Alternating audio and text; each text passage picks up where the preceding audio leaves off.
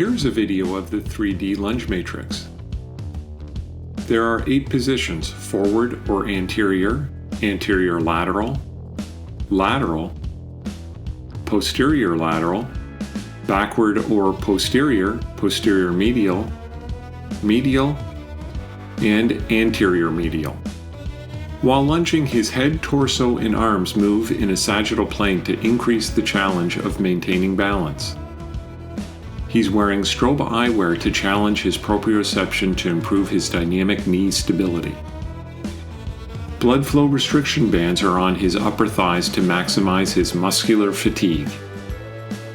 He has to make rapid adjustments to maintain balance when his moving leg makes contact with the ground. To make a full recovery, you have to perform challenging exercises.